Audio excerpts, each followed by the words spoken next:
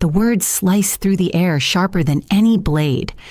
"The greatest gift you could give us," Sophie said, her voice smooth and cruel all at once, "is to vanish from this family." I stood frozen inside the reception hall, surrounded by towering crystal vases filled with white roses I had paid for, staring at my future daughter-in-law. Sophie's gown shimmered under the golden chandeliers, every pearl and bead catching the light like stars. Behind her, a 3-tiered cake fondant, orchids, gold leaf waited on its pedestal, another bill with my name on it. My son, Daniel, didn't flinch. He simply adjusted his cufflinks, avoiding my eyes. No defense, no protest. Just silence that felt like betrayal. I wanted to laugh, though nothing about this moment was funny. Months of checks written, of compromises made, of nights spent calculating and recalculating what I could afford to give all so my only child could start a life with the woman he claimed to love. I had drained retirement accounts, sold heirlooms, even cashed in a modest insurance policy my late husband left me. Nearly everything here was mine: the venue, the food, the dress deposit, even the down payment on the house where they planned to live. And now I was being told I was nothing more than an obstacle, a ghost to be erased from their perfect picture. I tried to read Daniel's expression. Did he agree with her? Was he embarrassed? Or had he been waiting for Sophie to say out loud what he'd been too cowardly to voice himself? Guests milled around us, unaware of the knife that had just been twisted in my chest. To them, I was still the proud mother of the groom, smiling, polite, responsible. They didn't hear Sophie's words. They didn't see the little smirk tugging at the corner of her painted lips. "Excuse me?" I finally managed. My voice calm, though my pulse thundered in my ears. "You heard me," she said sweetly, almost whispering, but with a clarity that made my stomach drop. "Disappear. That would be your best gift." I could have exploded. I could have shouted, made a scene, demanded respect. But something inside me shifted instead. It wasn't anger that rose up in me, it was clarity. Sharp, cold clarity. Because if Sophie thought I was going to quietly step aside after everything I'd sacrificed, she didn't know me at all. And if Daniel thought his silence would protect him from consequences, he was about to learn a lesson only a mother could teach. I stood straighter, forcing a smile that matched hers in plastic perfection. My years as a nurse had taught me composure under pressure, the ability to hold steady even when chaos raged around me. My voice was light, almost playful, when I said, "Don't worry, Sophie. I always give unforgettable gifts." She blinked, uncertain for the first time. Good. Let her wonder. Let Daniel wonder, too. As I turned away, I caught my reflection in one of the tall mirrors lining the hall. A woman in her mid-50s, dark skin, glowing against the emerald dress I'd chosen carefully for this day, stood looking back at me. She didn't look broken. She didn't look defeated. She looked like someone on the edge of a revelation, because I realized then, in that glittering, perfumed room, that this wedding was not just about my son and his bride. It was about me too, about how much I was willing to let them take, about how invisible I was willing to become, and the answer was simple: no more. The orchestra began to tune their instruments, filling the silence with a restless hum. Bridesmaids bustled by, carrying bouquets of calla lilies. Waiters rushed to and fro, adjusting linen napkins and polishing champagne flutes. The machine of celebration churned on, oblivious to the quiet war igniting in its midst. Daniel finally spoke, his tone clipped. "Mom, maybe we should talk later." This isn't the time. I almost laughed again. If not now, then when? When they locked me out of the home I'd helped pay for, when Sophie cut me off from my future grandchildren, when my retirement vanished into their designer honeymoon, Later was exactly what Sophie and Daniel wanted. Later meant silence, compliance, acquiescence. Later meant I would fade into the background until I was nothing more than a footnote in their perfect little story. No. Later was not an option. I didn't answer him. Instead, I let the silence hang. Let him squirm beneath it. I wanted him to feel, if only for a second, the weight of everything unsaid. Because what Sophie and Daniel didn't know, what they couldn't possibly imagine, was that their cruel little request had already set something unstoppable in motion. My late husband, God rest his soul, had always told me, Elaine, you've got the kind of patience people mistake for weakness, but when the line is crossed, you know exactly how to strike back. And that night, in a room filled with flowers and false smiles, I felt his words rise in me like a prophecy. Sophie wanted me gone. Daniel wanted me silent. Fine. I would vanish, but I would not vanish empty-handed. I pressed my clutch purse closer to my side. Where tucked between lipstick and tissues lay a set of documents Sophie never bothered to read. Documents that proved my investment was far more than a gift. As the first notes of the wedding march drifted through the hall, I slipped quietly out a side door. No one noticed, not yet, but they would. Because if Sophie thought she could erase me, she had underestimated just how unforgettable a disappearing act can be. And that was only the beginning.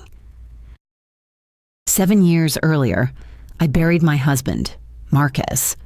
He was the kind of man who made even the most ordinary Tuesday feel like a celebration. We were married 30 years before his sudden heart attack left me alone in the quiet house we had built together. The silence afterward was unbearable. At night, I would wake and reach across the bed, expecting his hand, and find only emptiness. I thought I'd never recover, but I had Daniel, my only son, my miracle.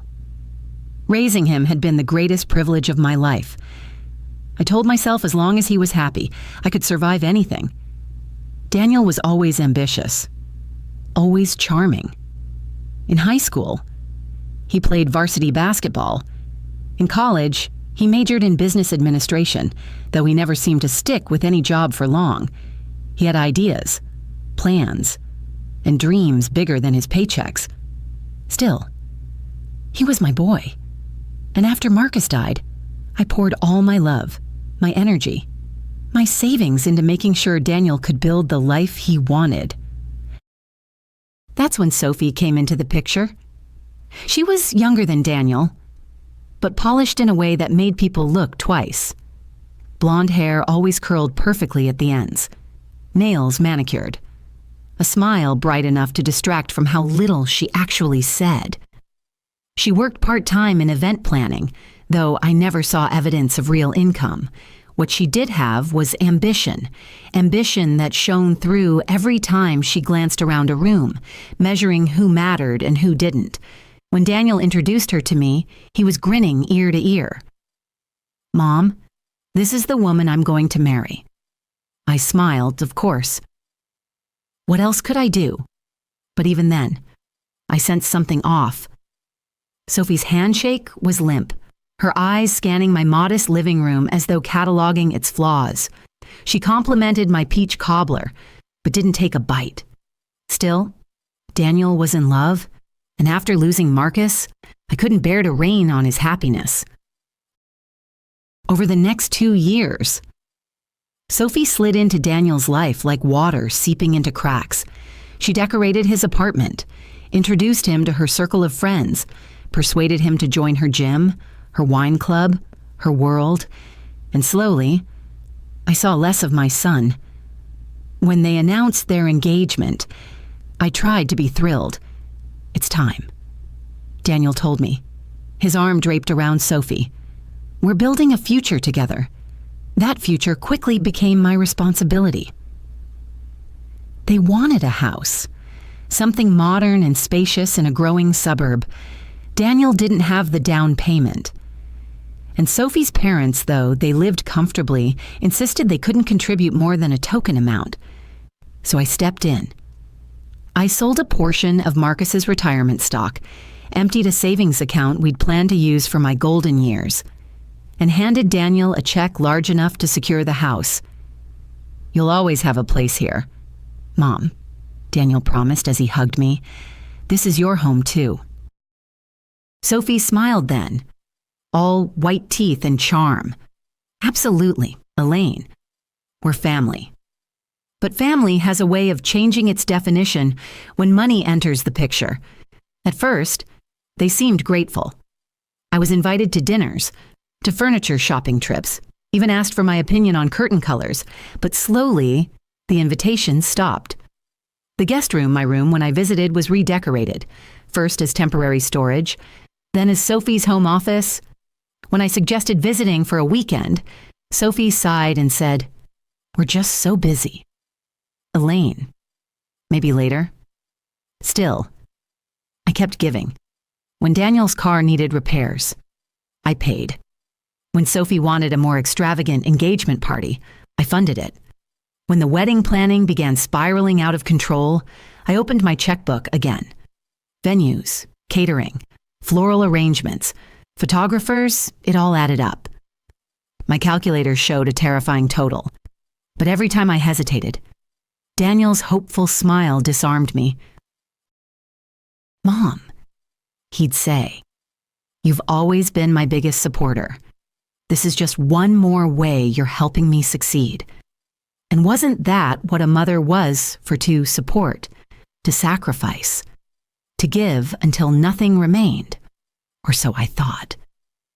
As the wedding drew near, I began to notice things. Sophie's parents took credit for choices I'd paid for.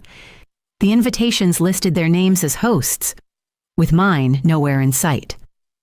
At the bridal shower, Sophie raised a glass to my generous family and thanked everyone except me.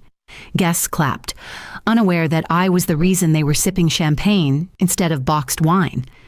It stung, but I swallowed it. For Daniel's sake, for the idea of family. Until that moment in the reception hall, when Sophie's words cut through all my denial. The gift they wanted wasn't my love, my presence, or my support. It was my absence.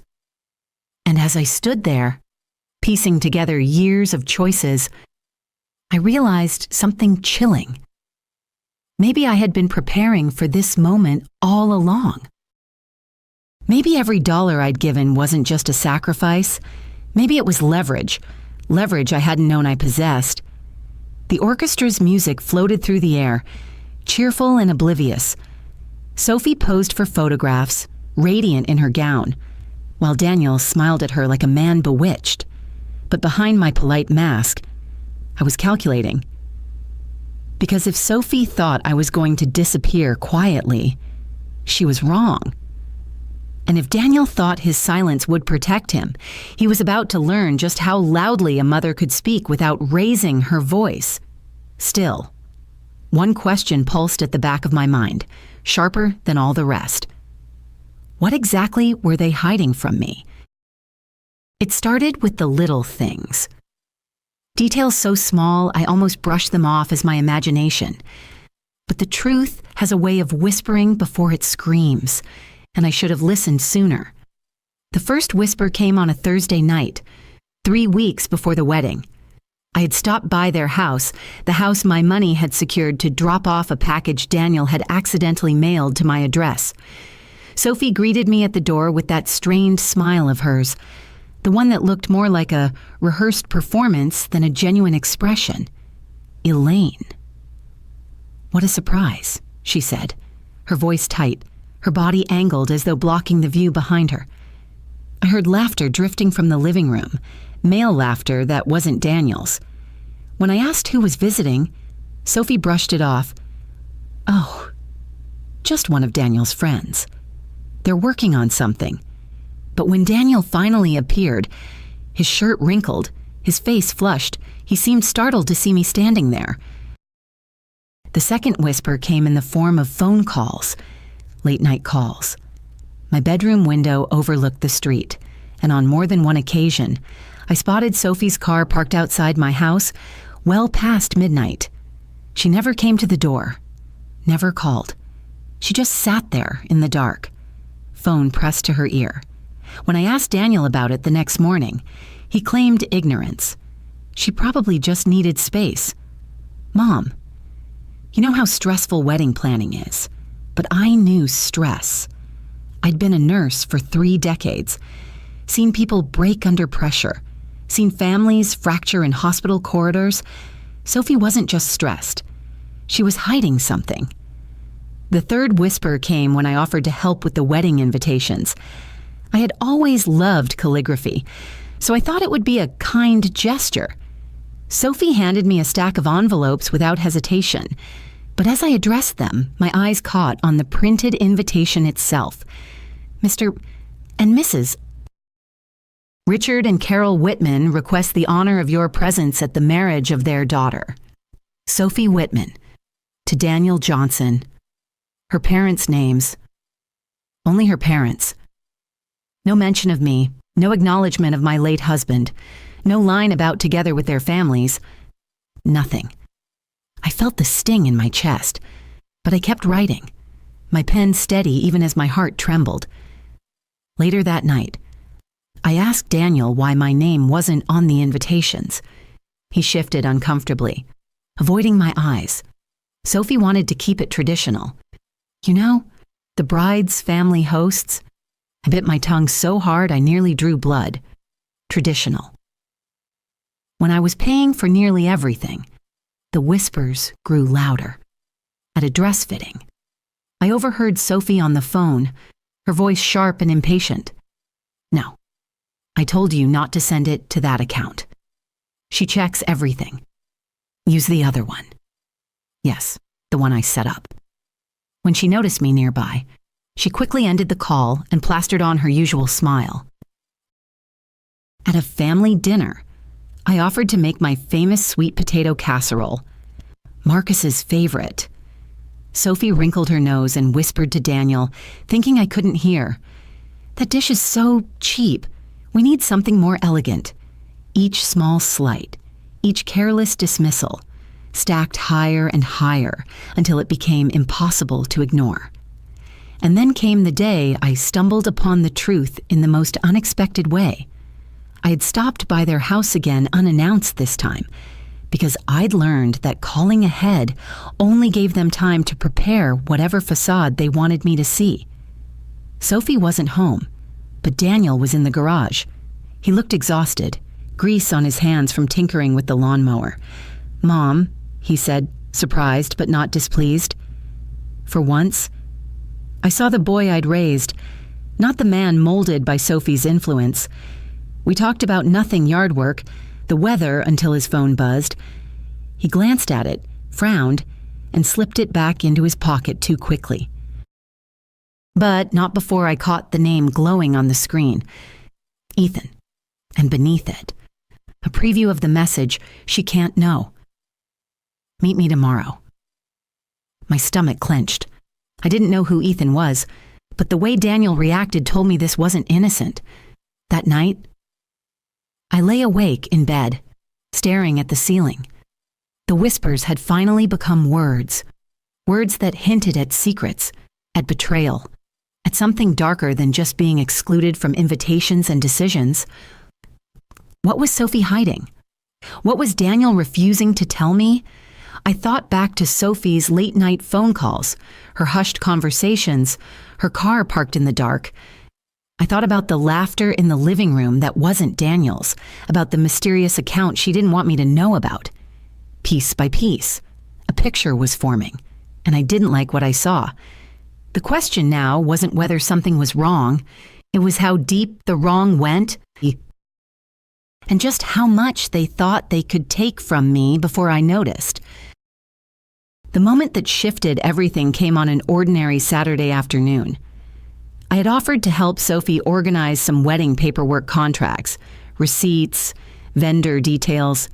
She accepted with a saccharine smile, probably thinking it would keep me busy while she busied herself with phone calls and endless fittings. She handed me a stack of folders to sort through at the kitchen table.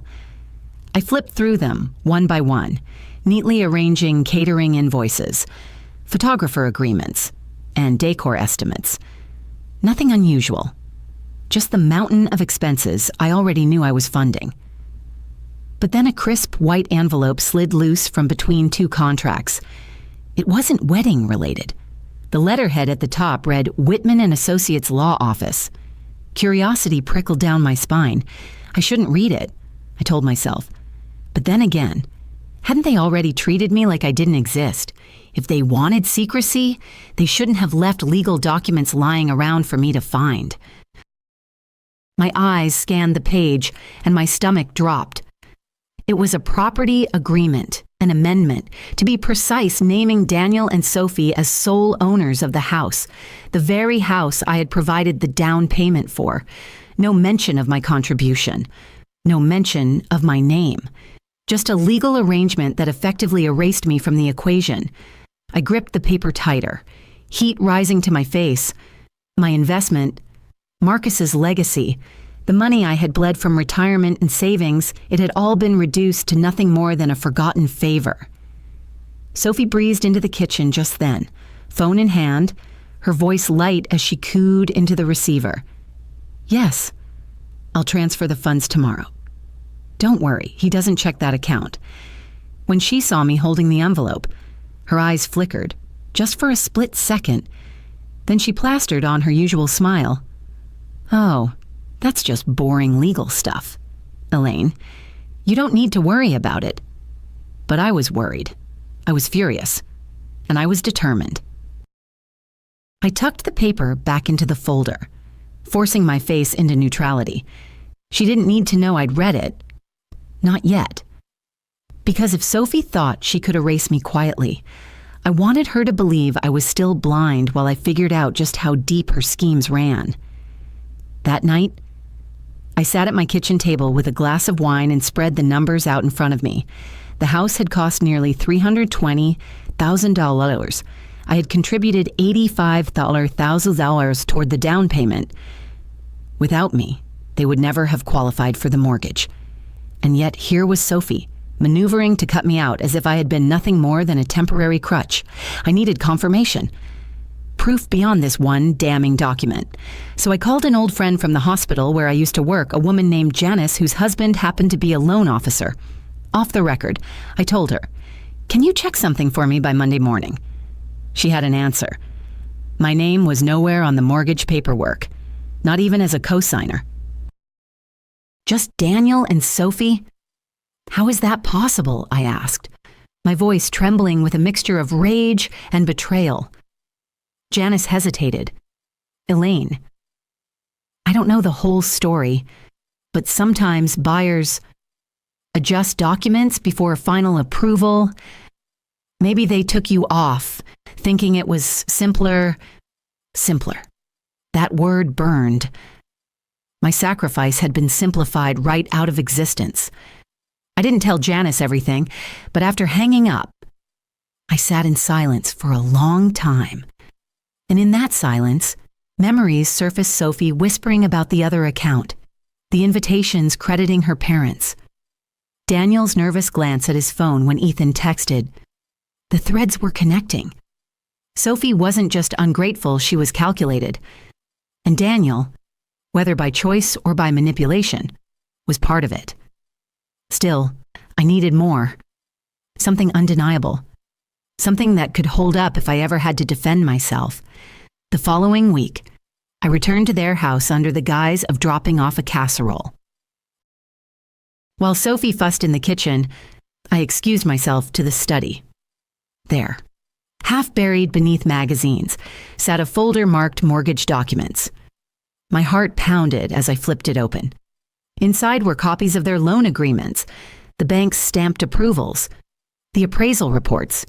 Every signature line bore only Daniel's and Sophie's names. And then I found it the clincher. A side note scrawled in Sophie's handwriting across a sticky note. Once this is finalized, she can't claim anything. I snapped a photo with my phone, my hands shaking. Evidence. Real. Undeniable evidence. As I slipped the folder back into place, I heard Sophie's heels clicking down the hallway. I quickly composed myself, plastering on the same kind of false smile she wore like a mask. "Everything okay in here?" she asked, tilting her head, suspicion flickering in her eyes. "Of course," I said sweetly. "Just admiring how organized you are." Her smile tightened. That night, lying awake in my bed, I stared at the ceiling once again. I had the first piece of evidence, proof that they were attempting to erase me from the life I had built for them. But the bigger question gnawed at me relentlessly. If they were willing to cheat me out of my own investment, what else were they hiding? And why did the name Ethan keep circling in my mind like a storm cloud waiting to break? Once you see the first crack, you can't stop noticing all the others. That's how it was after I found those documents. Suddenly, everything Sophie did felt like part of a bigger scheme, and every word Daniel spoke carried a shadow I couldn't ignore. I knew better than to confront them outright. If years of marriage and decades of nursing had taught me anything, it was that timing mattered. You can't reveal what you know until you're sure the patient is ready to hear it or the guilty party has no way out. So I began watching, quietly, like I used to monitor a patient's vital signs for the faintest shift. The first opportunity came when Sophie asked me to accompany her on a shopping trip. She wanted a second opinion on table linens, though I suspected she just wanted me there to swipe my card if something went over budget. As we browsed, she excused herself to take a call. I lingered nearby, pretending to examine silver napkin rings. Her voice was low, sharp. "I told you, keep it separate. He doesn't need to know. Once the wedding is done, it'll be ours. All of it." My blood turned cold. She wasn't talking about Daniel. She was talking about me. Later that week, I visited Daniel under the pretense of bringing him his favorite peach cobbler. He looked exhausted, circles under his eyes. While he fetched plates, his phone buzzed on the counter. A message preview flashed before disappearing tomorrow night. Same place. "Don't let her see you." Signed Ethan. The name again. Always the same name. I kept my face neutral, but inside my heart raced. Who was Ethan? Why was Daniel sneaking around with him? And why did Sophie's late-night calls seem connected to the same shadowy thread I decided to dig deeper? That evening, I searched online, starting with Sophie's social media.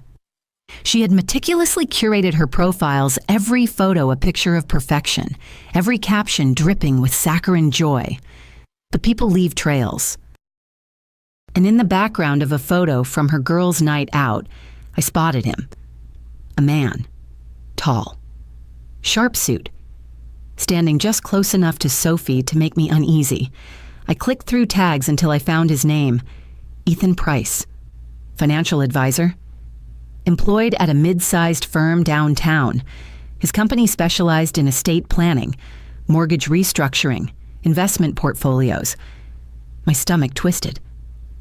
This wasn't just some friend. This was someone with access to money. Someone who could help Sophie move assets, create other accounts, manipulate paperwork. And if Daniel was meeting him in secret too, then either my son was involved or he was being deceived along with me. I couldn't sleep that night. I kept hearing Sophie's voice once the wedding is done. It'll be ours. All of it. The next morning, I made a call to Margaret Wilson, an attorney I'd known for years through church. She specialized in family and property law, the kind of woman who never missed a detail.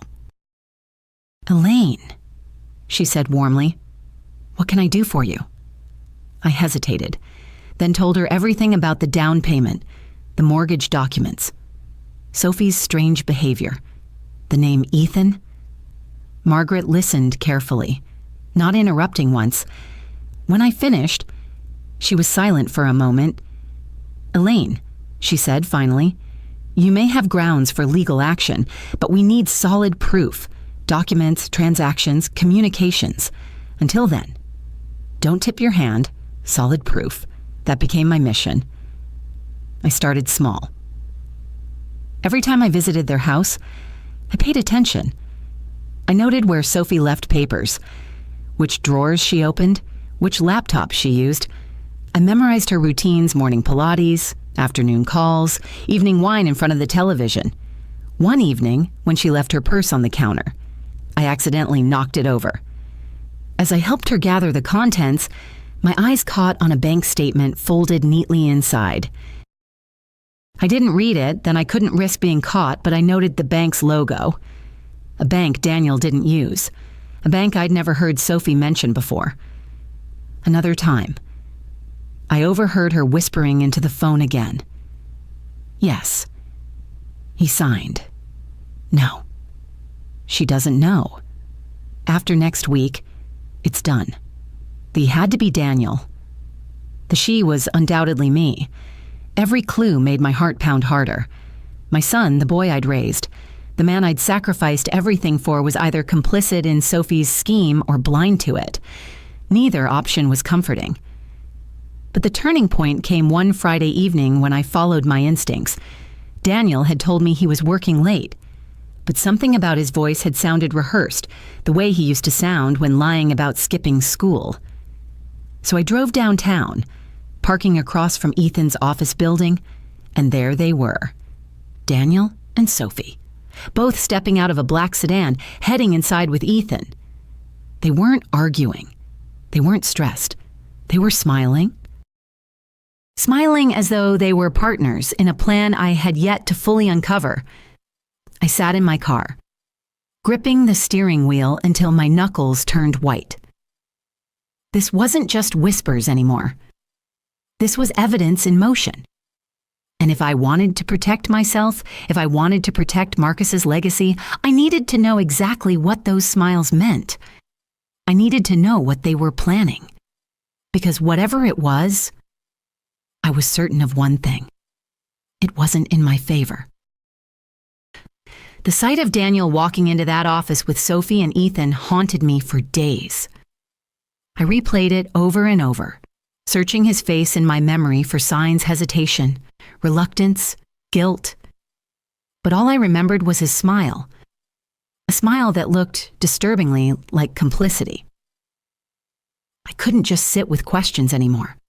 I needed answers, so I called in a favor from Janice's husband, the loan officer who'd helped me before. "Can you discreetly pull any public records connected to Ethan Price?" I asked. "Anything on property transactions, business filings, financial ties?" A few days later, he called back.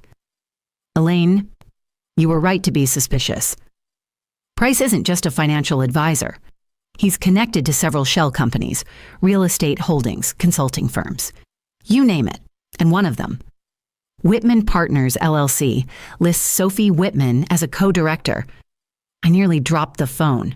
Sophie and Ethan were business partners. I felt the blood drain from my face as Janice's husband continued. "They've filed multiple documents over the past year. Joint bank accounts, property agreements. It looks like they've been planning something for a while." The room seemed to tilt around me. Sophie wasn't just marrying Daniel for love. She was marrying him as part of a larger plan. A plan that Ethan was helping her orchestrate. That night, I searched Sophie's name in the county clerk's database. My fingers trembled as I clicked through PDFs. And there it was, my worst suspicion confirmed. Sophie and Ethan had filed paperwork just 2 months earlier on purchasing a small condo across town. Not in Daniel's name. Not in Sophie's maiden name. In the name of Whitman Partners, LLC. Why would an engaged woman buy property with another man, hiding it under a corporate shell? The implications were clear and sickening. Sophie wasn't just scheming to erase me from Daniel's life and assets. She was building a parallel life with Ethan. But I needed Daniel to see it with his own eyes. The next day, I invited him to brunch. Just the two of us. like old times. I made pancakes the way he liked as a boy, with blueberries shaped into clumsy, smiley faces.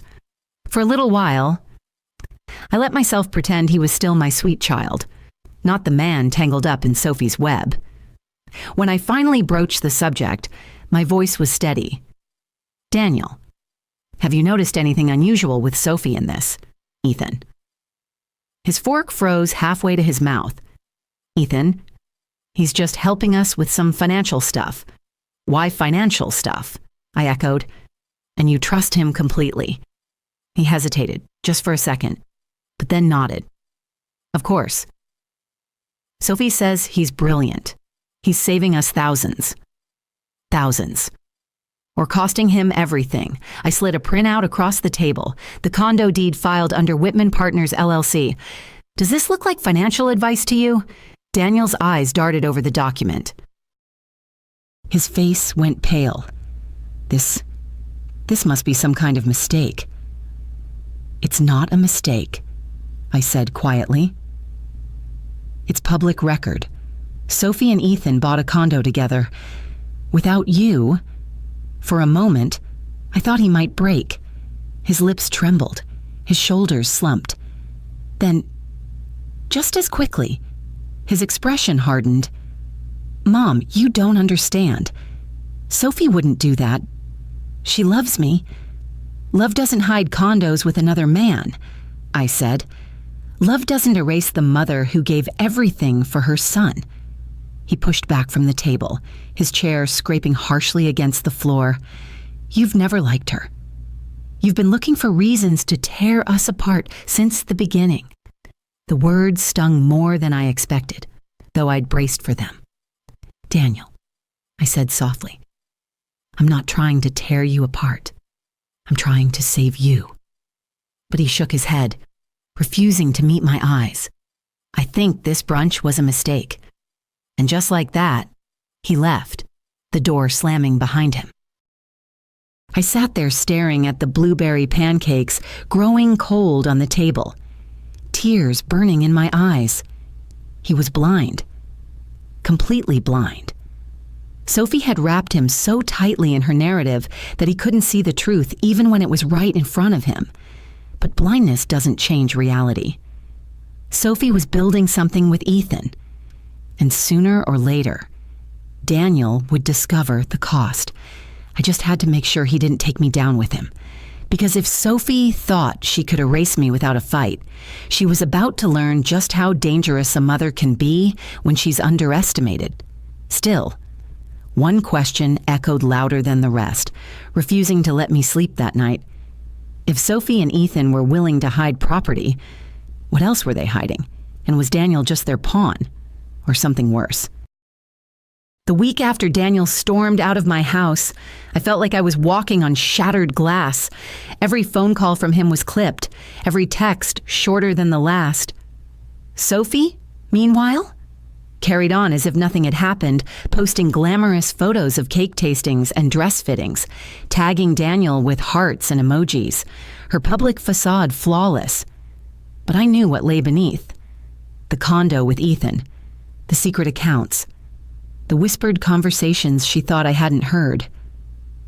Still, I couldn't shake the question gnawing at me, was Daniel truly blind, or had he chosen to look away? The answer came one night when I decided to follow him. He had texted earlier, claiming he had a late meeting at the office. Something about the way he typed too formal, too careful, set my nerves on edge. So I drove downtown again, parking in the same spot where I'd once seen him walk into Ethan's office. Hours passed. At 9:17 p.m., the door opened. Daniel stepped out, not alone. Sophie was at his side, her arm linked with his, and behind them came Ethan, laughing, a hand clapping Daniel's shoulder as if they were teammates celebrating a win. The three of them climbed into Daniel's car. My heart pounded as I started my engine and followed from a distance. They drove across town, weaving through streets until they pulled up outside a sleek apartment complex. My stomach clenched. It wasn't the condo, I discovered, it was something else. I parked a block away and watched as they disappeared inside. Minutes stretched into an hour. My pulse hammered in my ears. Finally, I couldn't stand the suspense. I crept closer, slipping into the lobby just as a delivery driver exited. The elevator doors were closing, but I caught a glimpse of Sophie's laugh echoing down the hall. I took the stairs, 2 at a time, until I reached the floor where the sound had come from, at the end of the hallway when one door was ajar. I held my breath and listened. Voices floated out. Daniel's, low and tense. Sophie's, sharp. And then Ethan's, confident, like a man who knew he was in control. Once the marriage certificate is signed, everything's secure. Ethan said, her money's already in. With the house tied up and the accounts consolidated, there's nothing she can do. Me. My chest tightened as Sophie's laugh rang out. Exactly. By the time she realizes, it'll be too late. Daniel's name will be on everything. And we'll finally have the freedom to use it how we want. Daniel spoke then, and his words cut deeper than anything Sophie had ever said. Good. I'm tired of her controlling everything. It's about time she learned her place. The air left my lungs. My knees nearly buckled. He wasn't a pawn. He wasn't blind. He was in on it. Every sacrifice, every dollar, every ounce of love I had poured into him, he had twisted it into entitlement, into resentment, into betrayal. Sophie's voice softened then, the way I'd heard her soothe him before. Don't worry, darling. Soon it'll all be ours. The house, the accounts, even that inheritance she's been clinging to. She'll fade away, and no one will ever know. Ethan chuckled. And if she causes trouble, we've got paperwork. The courts will see her as nothing but a generous gift giver. We'll paint her as unstable. Easy. My vision blurred with tears, but rage kept me standing. Unstable. That was their plan, to not only take my money, but to erase my credibility, to make me the villain in their story. I stumbled back before they could notice me, my heart thundering so loudly I was sure they could hear it. Down the stairs, out the door, into the night air that felt suddenly too thin. Daniel. My son. My miracle. He had chosen Sophie and Ethan over me, not just chosen them, conspired with them. The betrayal was complete, but so was my resolve. Because if they thought I was going to crumble quietly, they were wrong. I had evidence. I had time. And most of all, I had something they had long forgotten. I possessed strength. That night, back in my modest home, I spread out everything I had collected, the condo deed, the sticky note, the overheard recordings on my phone, the photos of Daniel, Sophie, and Ethan together. Each piece was a puzzle, and the picture it formed was damning. For the first time in years, I felt Marcus's presence beside me. His voice whispered through memory, Elaine, you're stronger than you think. Don't let them steal who you are.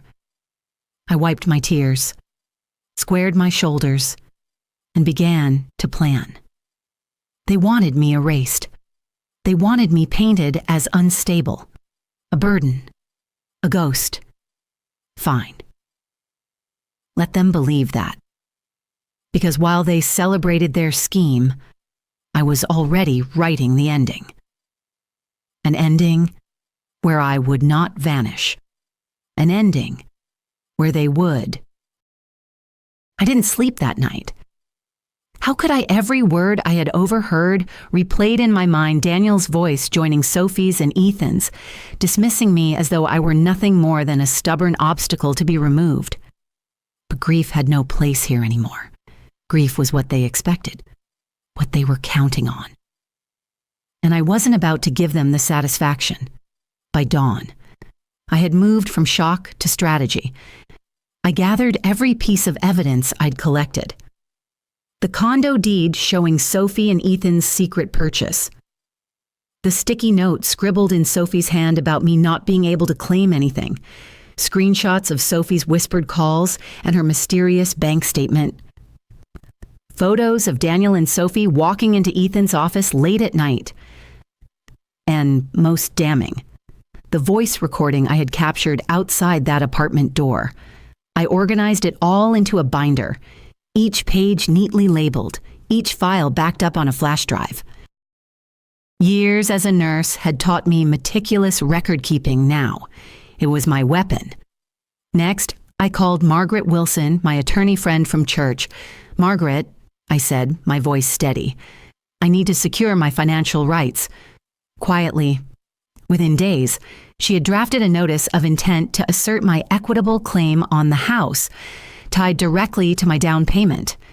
"Elaine," she warned gently, "this won't make you popular with your son, but it will protect you."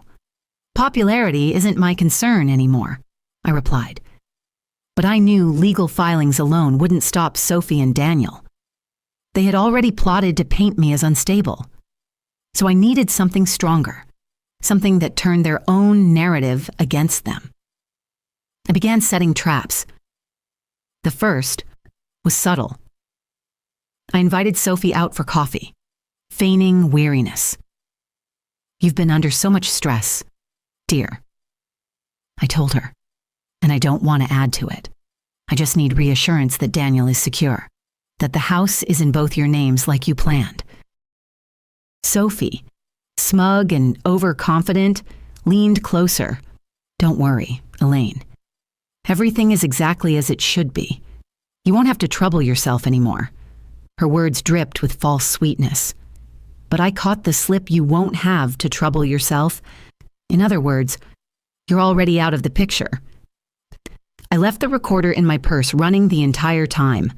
The second trap was financial. I quietly redirected the automatic utility payments I had been covering for their household within a month. Late notices began arriving. Daniel texted me angrily. "Why did the electricity bill bounce? We agreed you'd handle it until after the wedding." I stared at the message for a long time before replying, "We didn't agree. You assumed." Every assumption they had made about me was about to collapse. The third trap was public. I contacted a trusted friend from church who also happened to work as a reporter at the local paper. I didn't give details, just hinted at a possible story involving financial manipulation, betrayal, and a high-profile wedding at one of the city's most exclusive venues. Reporters love a scandal. I wasn't going to hand her everything yet, but I wanted a safety net, someone watching in case Sophie and Daniel tried to smear me first. Finally, I prepared for the stage itself, the wedding. I met with Margaret again, sliding the binder across her polished oak desk. "No, if they want me to vanish," I said, "then let me give them exactly that. But not before everyone sees the truth." Margaret frowned. "Elaine, what are you planning?" I smiled, the kind of smile Sophie thought she had mastered. Just a disappearing act, but one they won't forget. We discussed logistics. Margaret prepared legal notices to be served the morning after the wedding. The binder, carefully duplicated, was sealed in envelopes addressed to Daniel, Sophie, Ethan, and even Sophie's parents. And I, meanwhile, secured a small flash drive tucked into a pearl brooch Marcus had given me years ago. Because if the reception was going to be my battlefield, I intended to arrive armed. The hardest part wasn't the planning, it was the waiting. Each day. Sophie's Instagram glittered with countdowns, champagne flutes, rehearsal photos. Daniel, smiling wide beside her, looked like the man I barely recognized anymore. But beneath the glitter, cracks were already forming. Vendors called me directly when Sophie's checks bounced. Ethan's name appeared one too many times on receipts Daniel left lying around. And whispers of Sophie's sharp tongue spread through her bridesmaids, one of whom slipped me a message. "You didn't hear this from me, but Sophie says after the wedding, she wants to cut ties completely. With you and maybe even Daniel. That detail was gasoline on the fire. Sophie wasn't just after my money. She was after everything, including Daniel's dignity. And maybe, just maybe, that was the one truth that could still save my son. But he wouldn't hear it from my lips. He would have to see it, undeniable, in front of everyone. So I circled the date on my calendar not with dread, but with determination. Because weddings are supposed to unite families. This one was going to expose them, and when the music played and the guests raised their glasses, I would be ready to deliver the kind of gift Sophie could never erase. The kind that doesn't come in a box or an envelope. The kind that comes wrapped in truth. The morning of the wedding dawned bright, clear, and deceptively beautiful. Sunlight spilled across the manicured lawns of the country club, glinting off crystal glasses and white satin chair covers. Guests arrived in their finest, buzzing with anticipation, unaware that the day they were about to witness would not be remembered for vows or dancing, but for something far more unforgettable. I arrived in silence, wearing a deep navy dress with the pearl brooch pinned at my shoulder. Inside that brooch rested the flash drive, my secret weapon. I greeted guests politely, smiled at Sophie's parents, kissed Daniel on the cheek. No one suspected a thing. To them, I was simply the mother of the groom, proud and dignified, but beneath my calm exterior, every nerve thrummed like a taut wire. The ceremony unfolded without incident. Sophie glided down the aisle, glowing in lace and silk, her face a portrait of triumph. Daniel stood tall, his smile wide and practiced. They said their vows, exchanged rings, kissed to applause. On the surface, it was perfect. But perfection is fragile, and I was about to shatter it. At the reception, the ballroom glittered with chandeliers and laughter. Champagne flowed, violins played, more cameras flashed. The master of ceremonies announced it was time for toasts. Sophie's father spoke warmly. Her mother dabbed at her eyes. Daniel raised his glass. Then came my turn. I stood, the pearl brooch catching the light. My heart pounded, but my voice was steady. When Daniel was a boy, I began. His father and I taught him that love means honesty, trust, and sacrifice. We dreamed of this day, of seeing him start his own family built on those same values. Guests nodded, some smiling, expecting a sentimental tribute. Sophie leaned closer to Daniel, squeezing his hand. But sometimes, I continued, my tone sharpening, what looks like love is something else. Sometimes, it's a mask. And sometimes, the people we trust most are the very ones plotting against us. A ripple of unease swept the room. Daniel frowned. Sophie stiffened. I pressed a small remote in my palm. The screen behind me, meant for a slideshow of childhood photos, flickered to life, not with baby pictures, but with document-scanned images of the condo deed with Sophie and Ethan's names, a sticky note in Sophie's handwriting. Once this is finalized, she can't claim anything. Screenshots of messages about secret accounts. Gasps filled the room. Sophie shot to her feet, face pale. "Turn that off," she hissed.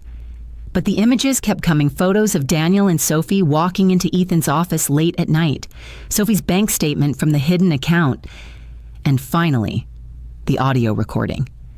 Ethan's voice boomed through the speakers. Once the marriage certificate is signed, everything's secure. Her money's already in. There's nothing she can do.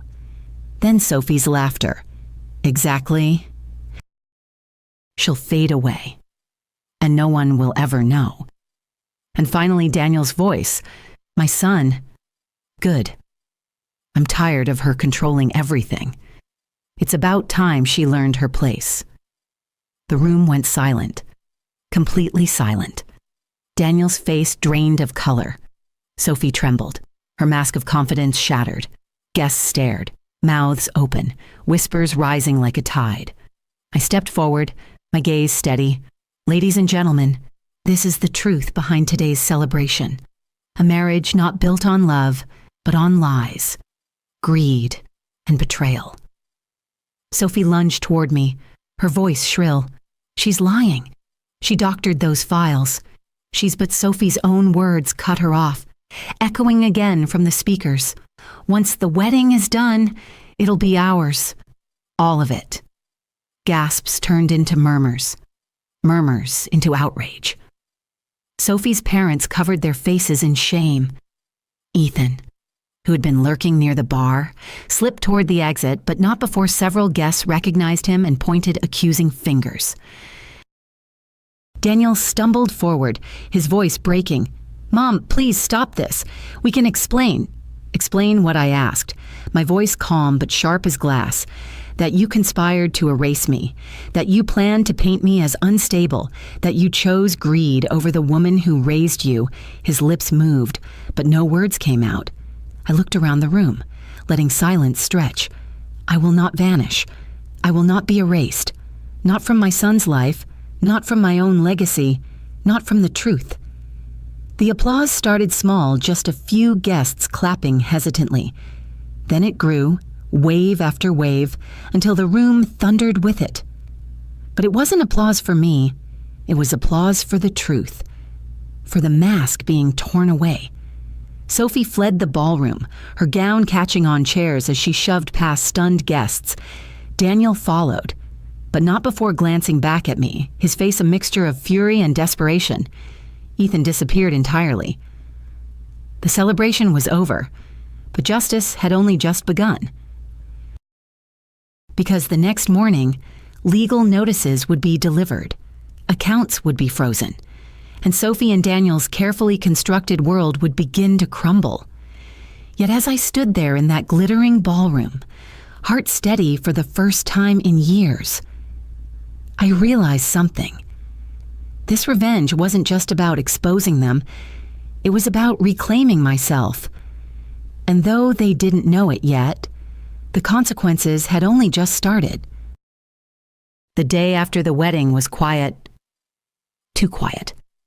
My phone, which had buzzed for months with endless demands and reminders, lay silent on the counter.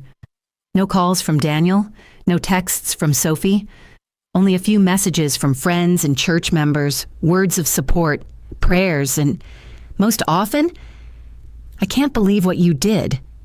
You were so brave." Brave. I didn't feel brave. I felt hollow, as though the echoes of last night's revelations had drained me of everything but resolve. At 9 o'clock sharp, Margaret, my attorney, called Elaine. The notices were delivered this morning. The house, the accounts your claims are secured. They can't touch your money now. Legally, you've drawn a line they cannot cross. I closed my eyes in relief. "Thank you, Margaret." She hesitated, then added gently, "Your son may not forgive you quickly, but sometimes protecting yourself means letting someone else learn the hard way." That truth weighed heavily on me. Daniel had not called, not even to scream. The silence was its own wound. But Sophie broke first. That afternoon, she stormed into my yard, eyes swollen from crying, mascara streaked down her cheeks. Gone was the polished bride. In her place stood a furious, desperate woman. "You destroyed everything," she spat. Do you know how humiliated I was? Everyone was watching. My parents, my friends, Daniel, I interrupted, my voice calm. Or Ethan. She froze, her mouth snapping shut. I stepped closer. I know about the condo. I know about the accounts. I know about the affair. Don't pretend, Sophie. The truth is already out. Her face crumpled, but only for a second.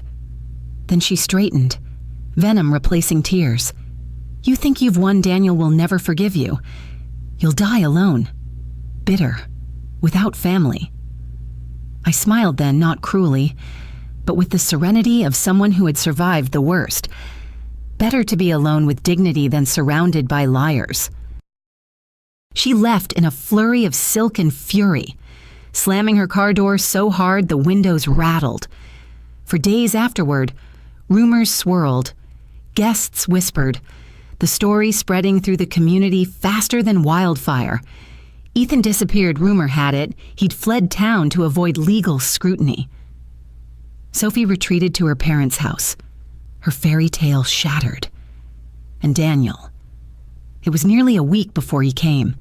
He arrived late one evening, standing on my porch with red-rimmed eyes and shoulders slumped. He looked older, broken. "Mom," he whispered. I don't know what to say. I opened the door but didn't move aside. "Then don't say anything. Just listen." He nodded, tears slipping down his cheeks. I spoke softly but firmly. "You betrayed me. Not just with money, Daniel. With trust. With love. I gave you everything I had, and you tried to erase me. That wound doesn't heal easily." He dropped his head into his hands. I was stupid. I thought Sophie loved me. I thought his voice cracked. I thought you'd always be there no matter what. And there it was, the truth at the core of it all. He had mistaken my unconditional love for unconditional tolerance. Love doesn't mean letting people destroy you. I said gently, "Even your own child." We sat in silence for a long time, the night air heavy with unspoken words. Finally, Daniel whispered, "Is there any way back from this?" I looked at him, really looked at him. He was still my son, still the boy I had raised, but also a man who had chosen greed over gratitude. "That depends on you," I said, "not on me, on you." He left soon after, unsure, ashamed. I didn't know if he would ever change, but for the first time in years, I felt free from the weight of his choices. Weeks later, I moved into a senior community across town. My new apartment overlooked a walking trail, and every morning I strolled beneath the trees, breathing deeply, feeling lighter. I joined a book club, discovered a love for painting, and even started volunteering at the local hospital again. Life wasn't over. It was beginning anew. One afternoon, after a gardening club meeting, I sat on my porch sipping iced tea. A neighbor, a widower named Charles, waved as he walked by. We'd been talking more lately, sharing laughs, trading stories. For the first time since Marcus's death, I felt a flicker of something I thought I had lost forever possibility. That night, as the sun dipped low and the sky blushed pink, I whispered to Marcus's memory, "I did it. I protected what we built." And I found myself again, because that was the real gift. Not revenge, not even justice. The real gift was empowerment.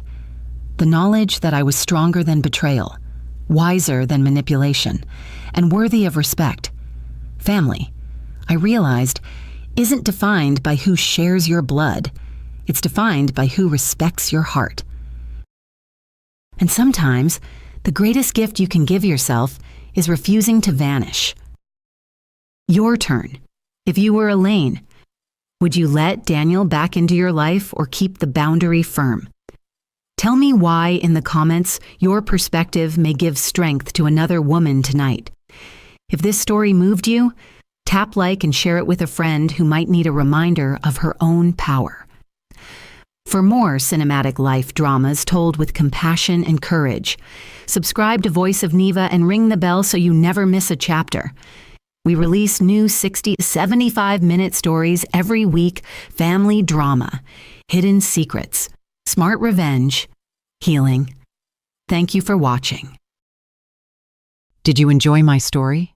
What a journey it has been. I truly wonder, what would you have done if you were in my shoes? Would you have chosen silence to keep the peace, or would you have done what I did to reclaim your dignity? Let's meet in the comments below. I'm so curious to hear your thoughts. I'm reading every single one. Which city are you listening from tonight? If my story resonated with you, you can support me, and help me bring more stories like this to the world by sending a super thanks. Your sweet support means the world to me and allows me to continue this journey with all of you. On the screen now, you can see 2 new life stories that I highly recommend you watch next. There are so many more on my channel, each with its own lessons and triumphs. Don't forget to subscribe and click the notification bell so you never miss a new chapter. Thank you for being here with me. Until the next story, with love and respect.